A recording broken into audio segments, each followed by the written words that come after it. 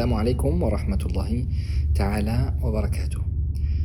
Alors, je ne sais pas si vous vous souvenez, mais un jour, on avait évoqué un hadith de Abu Huraira radiallahu anhu wa arda, et on s'était arrêté sur un mot qui disait que Allah subhanahu wa ta'ala avait dit As-siyamu li, le jeûne m'appartient. Et je vous ai pas tout dit. C'est que ce mot-là, les savants, ils ont beaucoup parlé sur ce mot-là, ils ont beaucoup réfléchi sur ce mot-là, et ils nous ont dit beaucoup de choses, en partant des compagnons jusqu'aux savants.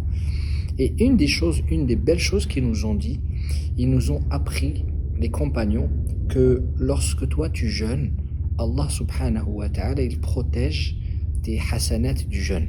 Et personne ne peut les prendre. Qu'est-ce que ça veut dire? Et écoutez bien, soyez attentifs. Vous savez, le jour du jugement dernier, si jamais on a été injuste envers quelqu'un, eh ben, on va se retourner, on va nous dire, les anges, comme s'ils vont nous appeler, nous dire, regardez les gens qui sont ici, et on va peut-être voir une file de gens.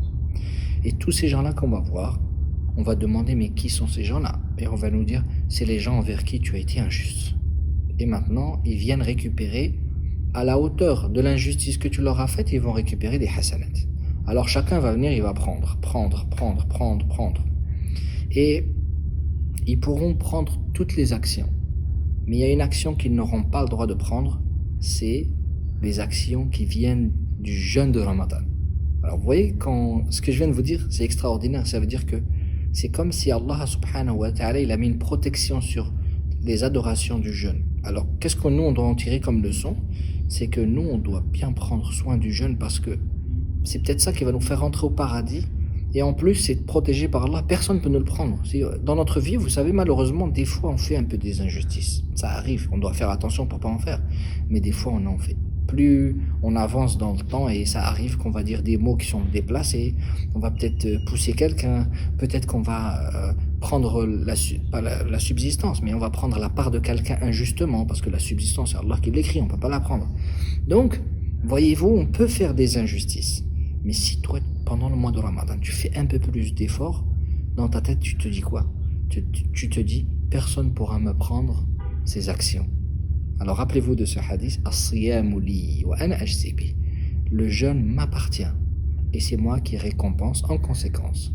Alors la question que je voulais vous poser aujourd'hui, d'ailleurs on va commencer par cela, la correction de la dernière question. Je vous avais posé comme question, quel est le mois qui est avant le mois de Ramadan? Alors il s'appelle comment? Il s'appelle Sha'ban. Ok? On a Sha'ban. Avant Sha'ban, il y a Rajab, Sha'ban, Ramadan. Donc la réponse que j'attendais, c'est Sha'ban. Il n'y avait pas d'autre réponse. Alors j'espère que personne m'a dit janvier ou février ou mars. Ensuite, aujourd'hui, la nouvelle question, c'est, vous savez, le Ramadan, au début, il n'était pas obligatoire comme on a aujourd'hui selon notre forme. Il était différent. Mais à un moment donné, il est devenu obligatoire. Alors écoutez bien. C'est à quel moment qu'il est devenu obligatoire? Est-ce qu'il est devenu obligatoire quand les musulmans étaient à la Mecque, ou alors quand ils étaient à Médine?